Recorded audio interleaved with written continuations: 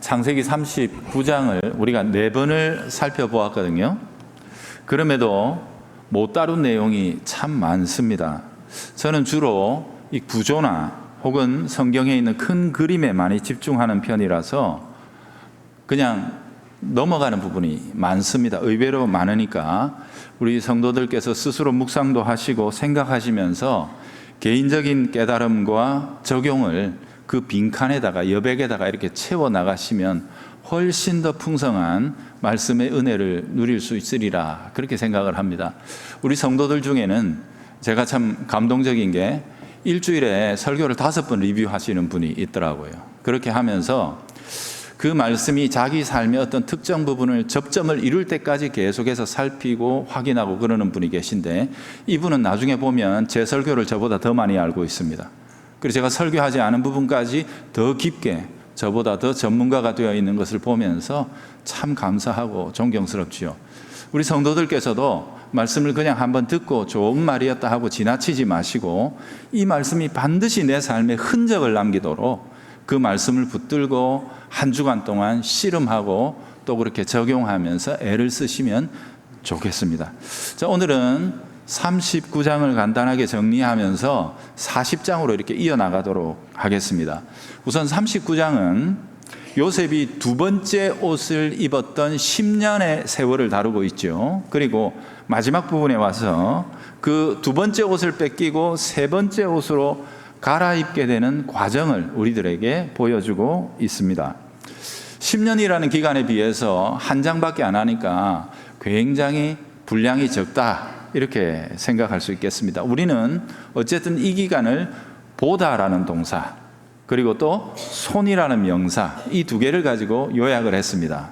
그리고 마무리는 어떻게 했는가 하면 비록 요셉이 마지막에 오니까 옥에 갇혀버리고 마니까 아이고 그 10년의 수고가 다 낭패로 돌아간 거 아니냐, 외적으로 보면 그렇게 보일지 몰라도 사실은 요셉의 삶이 점점 더 형통해져 가고 있는 것이다 라고 그렇게 결론을 내렸죠. 왜냐하면 참된 형통이라는 것은 세속적으로 성공했다, 어떻게 잘 됐다 하는 그 기준이 아니라고 했습니다. 세 가지를 이야기했습니다. 첫 번째는 하나님이 우리와 함께 계시는 임마누엘이 형통합니다 했고, 두 번째는 우리가 하나님의 것을 받아 이웃을 복되게 덕스럽게 섬기는 공익적인 삶, 섬기는 삶이 형통한 거다 그렇게 했습니다. 세 번째는 뭐예요? 하나님이 나를 그냥 두지 않고 하나님의 일에 써주시는 것이 형통이다 그랬습니다. 그런 관점에서 보면 요셉은 지금도 형통한 것입니다. 어디에 갖다 놔도 이 사람은 종으로 만들 수 있고 죄수로 만들 수는 있지만 그 사람이 형통한 것은 전혀 변화시킬 수 없는 사람이다. 이 사실이 지금 드러나고 있는 내용이죠. 자, 이 모든 것을 하나로 꿰뚫을 수 있는 키워드 혹은 주제의식이 가득 담겨있는 구절도 있지요. 이번 설교에서는 제가 안 다루고 지나갑니다. 21절 내용인데 이런 겁니다. 여호와께서 인자를 더하사, 요셉에게 인자를 더하사 요셉이 간수장에게 은혜를 입었다 하는 이 표현이에요. 여러분 21절 굉장히 중요한 내용이거든요. 그런데 이 구조를 여러분 잘 보세요. 여호와께서 인자를 더해 주시니까 사람이 그에게 은혜를 주었다, 이런 구조로 되어 있습니다. 여호와의 인자와 사람의 은혜가 필연적으로 연결되어 있는 것이다 라고 그렇게 우리에게 보고하고 있죠. 여러분 여기에 나오는 인자는 그 유명한 히브리어 헤세드입니다. 제가 수요일 날에 언젠가 그 룻기를 다루면서 룻기에 관통하는 주제어로서 이 헤세드를 설명을 했습니다. 그래서 하도 강조를 많이 했기 때문에 언약하고 이런 데서 제가 오늘 여기서는 설명을 안 하겠습니다. 한 줄로 표현하면 자격 없는 자들에게 값없이 주시는 하나님, 신적인 호의, 이게 바로 헤세드의 기본 뜻인데요. 그 적용은 엄청나게 풍부하게 성경에 나타납니다. 어쨌든 설명은 생략하고 적용으로 들어가 보면 이런 겁니다. 우리가 직접 어떤 사람에게 힘 있는 사람이나 유력자에게 잘 보이고 그의 호의, 은혜를 얻으려고 우리가 자꾸 사람 앞에서 비비적거리고 눈치 보고 그러면 우리가 싼티나는 인간이 될 수밖에 없다는 거예요. 그러나 우리가 그 모든 것을 거두어들이고 하나님의 인자하심만을 바라보고 하나님의 헤세드에 우리의 모든 삶의 중심을 걸고 살아가면 결과적으로 하나님께서 사람의 은혜도 받게 하신다 이거죠. 여러분, 이게 굉장히 잘 나타난 또 다른 성경이 어디입니까? 그게 다니엘서에 나오는 거거든요. 다니엘이 가서 보니까 느부갓네살 왕이 말 한마디로 자기를 죽일 수 있는 왕이 주는 밥상인데 신앙으로는 동의할 수 없어요. 그래서 안 먹을랍니다. 다른 거 주세요 했더니 이것 자체가 이미 사형감이거든요, 그 시대에는.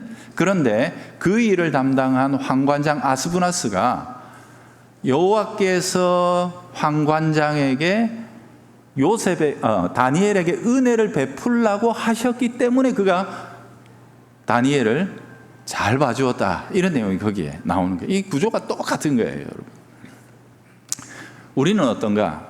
우리들의 삶 속에서도 이 공식이 그대로 작동하고 있는가? 이건 우리의 삶에서 이루어내야 할, 그리고 열맺고 맛을 보아야만 할 우리 각자의 숙제라는 사실을 기억하면서 넘어갑시다. 어쨌든 우리는 지금 요셉이 옷을 바꿔 입은 상태를 바라보고 있습니다. 요셉은 죄수의 옷을 지금 입고 있습니다. 입던 옷은 강제로 뺏겨버렸습니다. 그 과정에서 요셉은 다시 억울함을 겪습니다. 그리고 말로 다 할 수 없는 상처와 모욕감을 얻게 됩니다. 강간미수범으로 지금 옥에 갇혔으니까요. 그 수치를 어떻게 표현할 수 있겠습니까? 아이고 10년 공부 뭐 어쩌고 저쩌고 세상에 그런 말이 있더니 10년 동안 그렇게 종살이하고 빠둥빠둥 살았는데 결과가 이거가 라고 세상 사람들은 말할 수 있어도, 그래서 결국 똑같아져 버렸다 말할 수 있어도 그런 게 아닙니다. 이번의 경우는 근본적으로 다릅니다.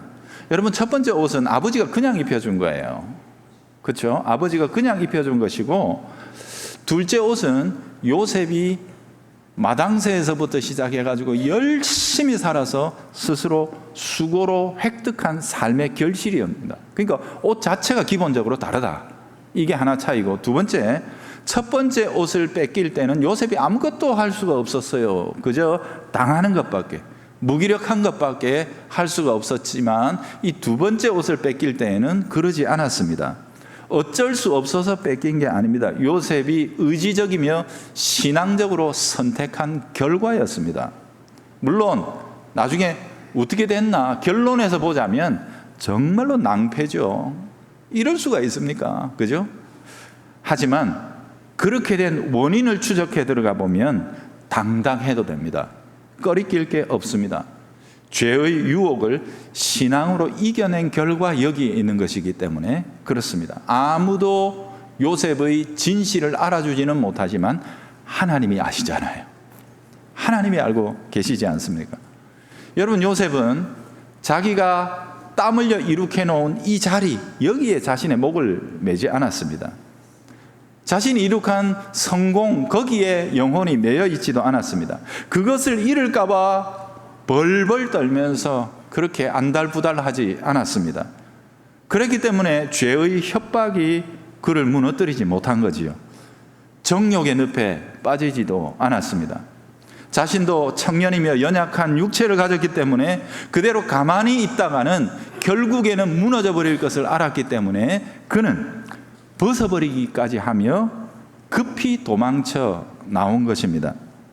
사람들은 그 여자의 손에 들려있는 요셉의 옷을 바라보고서 온갖 추잡한 상상력을 더해서 생각했을 것입니다. 그러나 하나님은 그 영혼의 정결함을 말로 다 할 수 없는 기쁨으로 바라보고 계셨습니다. 여러분, 그렇습니다. 요셉은 지금 자기가 이룩했고 지금까지 쌓아왔던 그 모든 것, 자기 10년 인생의 모든 것을 한순간에 잃어버리는 한이 있더라도 하나님이 나를 알아주신다면 그것으로 좋겠습니다. 요셉이 어떻게 하다가 벌써 이런 사람이 되어 있었던 것입니다. 그래서 저는 이 두 번째 옷을 입었던 10년 기간을 이렇게 요약을 합니다. 하나님께서 요셉이라는 한 캐릭터, 인격, 한 사람 됨을 만들어내신 시간이 바로 그 10년의 종살이였다, 그렇게 묘사를 하죠. 사람을 만드신 시간이다, 이렇게 표현하니까 조금 모호하기는 합니다만 어떤 말인지, 요게 세 번째 옷의 기간하고도 아주 깊은 연관성을 가지고 있기 때문에 세 번째 옷의 의미에서 두 번째 옷의 기간을 제가 설명하려고 애를 쓸 테니까 집중해서 한번 잘 들어보십시오. 요셉은 지금 왕의 죄수를 가두는 옥에 자기도 갇힙니다. 왕의 죄수들이 갇히는 옥입니다. 아무 옥이 아닙니다. 시정 잡범들이 모이는 그런 옥이 아닌 거죠. 특정한 대상을 위해 예비된 옥에 갇혔다고 39장 20절이 이야기합니다. 그런데 조금 지나니까 39장 22절에서 그 옥에 있는 모든 재반 사물을 또 요셉이 다 맡아서 간수장이 신경도 안 썼다, 이렇게 이야기를 하고 있습니다. 희한하죠. 즉 큰 그림에서 보자면 이 옥이 요셉에게 맡겨진 것입니다. 여러분, 왕의 죄수란 왕에게 죄를 지은 자를 말합니다. 웬만한 사람들이 아닙니다. 이 점이 대단히 중요합니다. 왕에게 죄를 지으려면 어느 정도 깜냥이 돼야 됩니다. 그렇지 않습니까? 요셉 같은 사람은 아무리 날고 기어도 애굽 왕에게 얼굴이나 본 적이 있어야 무슨 죄를 짓죠. 그렇지 않습니까? 그런데 놀랍게도 지금 이 옥에서 왕에게 죄를 지을 법한 그런 애굽의 거물들을 상대하는 위치, 그들을 전체를 다 이렇게 매니지하는 위치에 요셉이 와 있다는 것입니다. 애굽이라는 나라를 이 사람들보다 더 소상하게 그리고 더 확실하게 알 수 있는 사람은 존재하지 않습니다. 아마 그들 중에는 왕의 정책에 대해서 대쪽 같은 직언을 하다가 일시적인 미움을 받아서 여기에 갇힌 사람도 있을 겁니다. 왕도 자존심이 있고 체면이 있는데 그것을 그렇게 들이받아 버리면 내가 뭐가 되노 안면이, 이러면서 왕이 그죠, 괘씸죄로 집어넣어라, 이렇게 해갖고 들어와 있는 사람도 있을 테고, 어떤 사람은 그 왕국에 있는 틈새를 이용해가 사리 사욕을 채우는 아주 악질적이고 나쁜, 그러나 머리는 팽팽 돌아가는, 그죠? 그런 사람들도 여기에 있을 것입니다. 하여간 신분에서도 그렇고 재능에서도 그렇고 애굽의 최상급의 사람들이 여기에 모여 있는 것입니다. 그들을 통해서 요셉은 애굽이라는 나라, 그리고 그 나라의 힘의 구도, 그 나라의 허가 무엇이며 실이 무엇인지를 속속들이 파악할 수 있게 되는 거죠. 여러분, 남자들 모이면 군대 얘기, 좀 더 지나면 군대에서 축구한 얘기, 아주 골치 아프죠. 그죠? 왜 그렇습니까? 하고 싶은 거야. 막 거기서 겪었던 특별한 일, 그죠? 죄수들도 마찬가지거든요.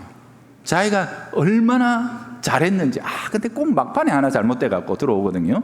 그래서 그런 얘기들을 막 들으면서 요셉은 애굽이란 나라의 가장 깊은 내막들, 그 애굽 상층부의 가장 깊은 내막들, 왕실의 그 허와실을 확실하게 여기서 파악하게 되고 알게 되는 거란 말이에요. 특별히 최근에 이 감옥에 들어오게 된 왕의 최측근 두 사람이 있습니다. 떡 맡은 관원장하고 술 맡은 관원장 두 사람이죠. 여러분, 이 사람들은요, 여차하면 독을 살짝만 섞으면 왕을 바로 보낼 수 있는 사람들이라서 왕의 거의 절대적인 신임이 없으면 이 자리를 맡을 수가 없습니다. 근데 어떻게 하다가 이 두 사람이 동시에 여기에 들어오게 된 거죠. 그 우리 성경에도 나오는 잠깐의 기록에 보면 옛날에는요, 왕 앞에 떡이나 술, 음식이나 술을 진상하는 사람의 얼굴이 영 꾀죄죄하고 기분이 영 안 좋으면 그걸로 사형입니다. 왕이 찝찝해서 먹을 수가 있어야지, 그죠? 그래서 항상 빵실빵실 웃으면서 갖다 올려야 되거든요. 이거는 괜찮은 겁니다 하는 암시죠.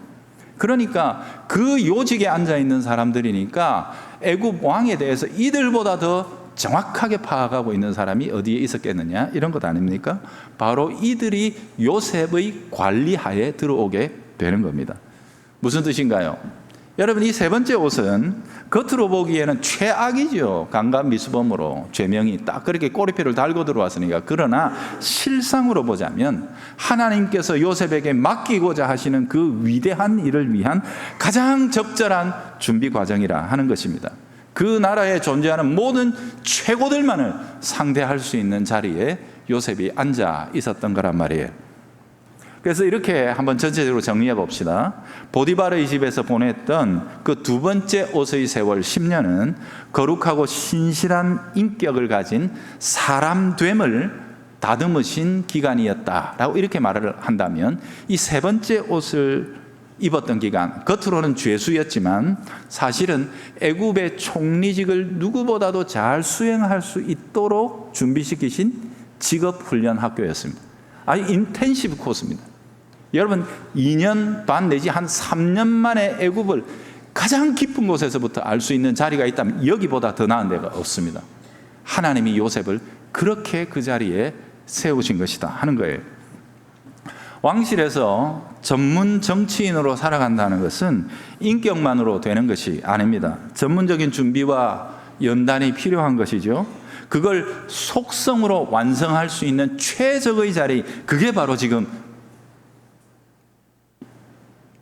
이 감옥이었다는 사실을 우리는 발견하게 되는 거예요. 이 놀라운 반전 아닙니까? 기가 막힌 반전이고 하나님의 이런 묘수가 여기에 작동하고 있구나 하는 것을 우리는 발견하게 되는 거예요.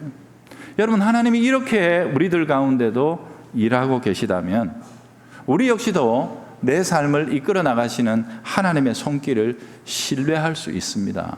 신뢰하셔야 합니다. 그분은 실수도 실패도 없으십니다. 어려움 속에서도 당당해야 할 이유가 있습니다. 결코 우리가 우울해지거나 너무 낙망하거나 절망할 필요가 없습니다. 하나님이 우리를 이끌어 가시는 그 궁극적인 결론을 바라보면서 밝게 적극적으로 내게 허용된 순간순간마다 최선의 삶을 살아갈 수 있습니다. 옥에 갇힌 요셉이 그랬다면 우리는, 여러분, 핑계할 수 있겠습니까? 저도 꽤 힘든 인생을 살아왔다고 어떻게 이렇게 할 수는 있습니다. 말하기 나름이니까. 그런데 저는 어렵기도 하고 가난하기도 하고 여러 가지 고통도 많았습니다만 형님이 나를 팔아먹은 적은 없습니다. 제가 참 여러 가지 슬프고 모욕적이고 수치스러운 일들을 많이 겪었습니다만 저는 강간미수범으로 옥에 갇혀본 적은 없습니다. 그랬다면 여기 부르지도 않았었겠죠, 우리 교회가. 그런데 그랬던 요셉도 이렇게 살아갈 수 있다면 여러분, 우리는 절망할 자격 없습니다. 절망하지 마십시오. 낙심하지 마십시오. 주님 바라보면서 용기 내고 다시 한번 서십시오. 다시 옥에 갇힌 요셉의 입장으로 돌아와 보십시다. 여러분, 이런 큰 그림 속에서 다시 이 두 번째 옷을 입은 과정을 보면 그 기간이 참 중요했구나. 사람들은 이야기할 겁니다. 형님한테 팔려가지고 남은 나라 가서 종살이 하는 놈, 아이고 그 일 열심히 살아가 뭐 할래? 네가 거기서 되면 어디까지 되면 뭐가 될 수 있겠냐? 이렇게 자포자기하고 낭망할 수 있겠지만 요셉은 그 기간을 성실하게 신실하게 준비했습니다. 바로 그렇게 열심히 종살이했던 그 10년의 세월, 그 아름다운 헌신이 세 번째 기간에 비로소 빛을 발한다는 거 아닙니까? 외적으로 보면 이건 진짜 말로 다 할 수 없는 형편없는 상황이지만 그 옥은 특별하다고 했잖아요. 여러분, 요셉은 지금 어떤 일꾼이 되어 있습니까?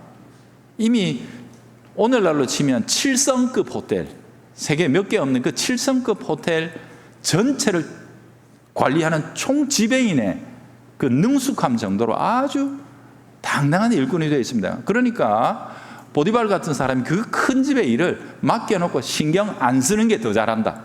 오늘 여기 보니까 옥의 간수도, 그죠? 간수장이 그 죄수들이 어떤 사람들인지 모릅니까? 다 알지요. 얼마나 까탈스럽고 별난 사람들인지 알지요. 그런데 요셉이 저한테 그냥 맡겨놓는 게 낫다, 이렇게 판단할 정도로 요셉은 아주 탁월하게 사람과 일과 맥을 다룰 줄 아는 전문 일꾼이 되어 있다는 사실을 우리는 보게 된 겁니다. 거기다가 이 사람은 안 봐도 되는 사람이에요. 왜요? 아무도 보지 않는 그 은밀한 곳에서 죄 짓지 않고 순결하고 거룩하게 살아가는 깨끗한 영혼의 성숙함까지 가진 사람이에요. 여러분, 이런 사람은요, 드러날 수밖에 없습니다. 굳이 자기 자신을 드러내려고 막 어쩌고 저쩌고 막 그럴 필요도 없습니다. 제가 참 좋아하는 말인데요, 주머니 속의 송곳은 삐져나오게 마련이다. 아무리 감추려고 해도 송곳은 삐져나오게 되어 있습니다. 조금 지나면. 마치 그것처럼 이런 일꾼은 드러나는 법이라는 거죠. 단 우리가 이런 장면들을 읽으면서 오해해서는 안 되는 게, 성경을 일기장처럼 읽으면 안 됩니다. 우리는 작정하고 읽으면 아브라함에서부터 요셉에 이르기까지 그 엄청난 수백 년의 세월을 우리는 지금 1시간 만에 읽어낼 수 있습니다. 그러다 보니까 이들이 살았던 그 인생도 금방금방 저절로 쉽게 잘 지나갔을 거라고 이렇게 착각하기 쉬운 거예요. 아니에요. 많은 것이 생략되어 있습니다. 창세기 39장은요, 무려 10년간의 이야기입니다. 그 10년간의 이야기가 훌쩍 쉽게 아니요, 우리가 살아오는 그런 느낌처럼 살아온 거예요. 내 지나간 오늘로부터 시작해서 10년을 거슬러 지나가서 살아왔던 내 인생의 그 지루함처럼, 그 평범함처럼, 그 속에서 겪었던 수많은 아픔과 눈물과 고뇌처럼, 어쩌면 요셉은 더 악한 환경 아닙니까? 그렇지 않습니까? 우리가 비교할 수 없는 그런 환경 속에서 하루하루를 채워온 것이에요. 40장 지금부터 시작되고 있는 이 옥살이요, 만 2년 이상, 근 3년을 꽉꽉 채웁니다. 그 3년 기간 동안 강간 미수범이라는 꼬리표가 떨어지질 않아요. 그렇게 살았다고요. 하루하루를 그렇게 채워 나갔던 것입니다. 어찌 요셉인들 갈등이 없으며 혼란이 없었겠습니까? 처음 옥에 갇혔을 때는 엄청난 모욕과 수치를 겪지 않았겠습니까? 나는 당당하다고, 그렇지 않다고 이야기하면 할수록 뺨 맞고 침 뱉었을 겁니다. 여기 들어오는 놈 중에 들어올 만하다고 들어오는 놈 하나도 없다 이러면서, 그죠? 도리어 침 뱉고 모욕하고, 요 와 이렇게 해가지고 막 밤에 무슨 일이 있어서 토해봐 해서 막 털어놔봐 하면서 막 얼마나 괴롭히고 그렇게 했을지, 여러분 그런 세월들이 왜 요셉에게는 없었다고 생각하십니까? 있는 거예요. 당연히. 그런 죄명을 가진 사람들하고 똑같이 취급당하면서 옥살이를 시작했단 말이지요. 그런데 요셉은 탁월하고 남달랐던 게 뭡니까? 그 모든 순간을, 아픔과 눈물과 고통의 순간을 하나님 앞에서 겪어냈다는 겁니다. 지금도 하나님이 나를 붙드신다, 이 사실을 그거 하나 붙들고 견뎌냈다는 거예요. 주님의 손에 붙들려서 아파했다는 거예요. 아픈 건 사실이죠. 아무리 진실을 누가 알아줍니까? 아무도 안 알아주는데. 그런데 주님은 아시죠? 이러면서 버텨냈다는 거 아닙니까? 버텨냈다는 거예요. 그게 요셉이라는 사람의 삶이고 그가 살아갔던 방식, 삶의 법칙이었다는 것을 우리가 꼭 기억해야 하는 거죠. 여러분, 요셉이라는 사람은요, 확신이 있어요. 그의 삶에서 체험된 게 있어요. 아무리 불리하고 악한 환경에서 해도 환경은 바꿀 수 있다. 내가 아무리 나쁜 평판과 또 오욕을 뒤집어 썼다고 해도 그 평판도 바꿀 수 있다고 믿었던 사람입니다. 제가 이걸 좀 많이 강조하고 싶어요. 우리 청년들에게 특별히. 요즘 청년들의 생각 속에 의외로 비관주의, 패배주의가 많이 자리 잡고 있습니다. 우리 사회 속에 은근히 자리 잡고 있는 무슨 숟가락, 수저 논쟁 있죠. 흙수저라서 금수저, 은수저, 무슨 별의별 희한한 수저들이 다 나오던데, 그러면 요셉은 무슨 수저가 되겠습니까, 여러분? 수저가 없는 사람 아닙니까? 그렇지 않습니까? 여러분, 그 비관적인 언어, 자조적인 언어들로 자기의 삶을 희화화하면서 그렇게 자꾸 점점 침체되고 약해져가는 모습들, 여러분 동의하지 마십시오. 거기에 동조하지 마십시오. 요셉을 보십시오. 환경의 변화에 침몰되지 않는 단련된 인격이 얼마나 아름다운가 말입니다. 제가 참 좋아하는 표현인데, 우리 기독교인은 뭐라고요? 새로운 인류, 새로운 인종입니다. 지금껏 역사 속에 존재하지 않았던 새로운 인류입니다. 하나님이 그리스도 안에서 새롭게 창조하신 신인류가 우리들입니다. 세상 사람들하고 다릅니다. 삶을 살아가는 원리도 다르고 과정도 다르고 마지막에 도달할 삶의 결론, 영원한 우리의 숙명은 완전히 다릅니다. 세상 사람들하고. 그런데 왜 세상 사람들하고 같은 틀에서 우리를 판단합니까? 우리는 그렇게 판단하면 답이 안 나오는 존재들이에요. 그리스도가 우리를 위해서 행하시고 이루어 놓으신 그 영원한 관점 속에서 바라봐야 우리의 오늘과 우리의 삶이 해석되는, 비로소 그런 존재들이라는 사실을 우리 스스로가 붙들어야만 하는 것입니다. 여러분, 세상 사람들처럼 살지 마십시오. 그들처럼 반응해서는 안 됩니다. 내 안에 있는 사람을 단련하십시오. 변화에 어떤 변화가 몰려올지라도 거기에 침몰되지 않는 견고한 인격을 내 안에 심으십시오. 요셉은 더 나빠졌죠. 더 나빠진 환경. 어쨌거나 씻을 수 없는 얼룩진 평판, 이거 다시 신뢰로 바꿔낸 사람입니다. 이걸 배워야 되는 거예요. 요셉을 보고 사람들은 이렇게 이야기합니다. 난 처음에 저거 완전히 또라이인 줄 알았어. 완전히 저게 그렇고 그런 놈인 줄 알았어. 들어오면서 쥐가 뭐라고, 이 옥에 들어온 것만도 영광스럽게 생각해야 할 히브리 종놈이 쥐가 뭐라고 혼자 고결한 척하고 그랬는데, 지나놓고 보니까 쟤가 좀 다르다. 쟤는 적어도 지가 말한 대로 그런 짓을 할 놈은 아닌 것 같아. 이게 여러분 그 옥 안에서 그렇게 서서히 조금씩 바뀌어가는 것 아니겠습니까? 좀 더 힘은 들겠지요. 그러나 불가능하지 않습니다. 왜 치열하지 못한가? 왜 바꿔내지 못하는가? 우리는 인생이란 언제나 나를 잘 봐주는 사람만 상대해야 한다는 법이 어디에 있습니까? 그런 꿈속의 세상, 동화 속의 세상이 아니지 않습니까? 우리는 날마다, 우리 지난주 말씀드렸듯이 악인들과 죄인들의 길이 우리를 엄습하고 우리를 그 죄의 길 아래로 몰고 가고자 하는 세상과 맞닿으며 살아가는 주의 백성들이 아닙니까? 그 속에서 우리가 당당하게 주님 주신 복을 지켜내며 마침내 행복자로 복을 지켜낸 사람들로 살아가야 하는 것 아니겠습니까? 오해는 풀면 됩니다. 잘못된 것은 바꾸면 됩니다. 부족한 것은 채워나가면 됩니다. 실패한 것은 다시 도전하면 됩니다. 그렇게 하면 되는 거죠. 포기해버리니까 아무것도 안 되는 거예요. 포기하지 마십시오. 포기하면 안 돼요. 스스로 무너져서는 안 됩니다. 어떤 분들 보면 좋을 때는 한없이 좋은 것 같아요. 뭐 하나 딱 틀리면 완전히 비뚤어져 버리는 분들이 가끔씩 있습니다. 그 왜 그러냐? 영혼의 심줄이 약해서 그럽니다. 모든 것이 좋을 때만 좋은, 여러분 그러지 마십시오. 나빠도 기본적인 나라는 한 사람됨, 하나님이 나를 붙드시고 이끌어 가시는 나의 삶의 원리, 이것만큼은 이 세상에 존재하는 어떤 것도 흔들 수 없는 그런 사람으로 우리를 세워나가자는 거예요. 하나님이 그리스도 안에서 우리를 향해 바라보고 계시는 목표는 바로 그겁니다. 그래서 우리 그런 찬송 있잖아요. 운명이여 오라, 나 두렵지 아니하리, 만사를 주님께 내어 맡기리. 우리가 그런 찬송을 부르며 세상을 향해, 그리고 우리의 운명과 삶을 향해 외치며 나갈 수 있는 믿음의 승리자들이 되어야 하지 않겠습니까? 편견에 시달리고 계십니까? 혹은 여러 가지 오해 속에 짓눌려서 숨도 못 쉴 것 같습니까? 힘 있는 사람들이 가스라이팅을 해가지고 정말 죽을 것 같은 지경입니까? 당하지 마십시오. 흔들리지 마십시오. 그 사실 자체를 보지 말고 하나님을 보십시오. 그 모든 환경 속에서도 우리가 우리 속에 있는 그리스도의 은혜, 하나님이 지금도 나와 함께 계시다라는 이 사실을 견고하게 붙들며 살아가면 하나님이 요셉을 마침내 어떤 사람으로 세우시는지 보십시오.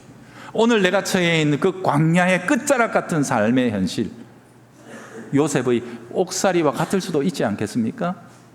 남들이 보면 저 수치스러운, 저 패배에, 저 실패에, 저 부끄러운 삶의 자리에 있다라고 그렇게 판단할지 몰라도 그 자리가 요셉의 옥살이 같을 수 있지 않을까요? 하나님이 내 인생의 마지막 한 장면을 영화롭고 위대하게 세우시기 위해 나를 그 속에서 훈련하고 연단하시며 세워나가는 과정일 수 있지 않겠습니까? 하나님을 믿으십시오. 하나님을 의지하십시오. 그분을 붙들고 어떤 한순간도 주님이 우리와 함께 계시다는 사실, 거기에서 이탈하지 않고 견고하게 주님만 바라보며 살아가는 주의 백성들 되시기를 바랍니다. 하나님 아버지 감사합니다. 요셉이 살아가는 이 방법, 나도 그렇게 살아갈 수 있도록 도와주시옵소서. 예수님 이름으로 기도합니다. 아멘.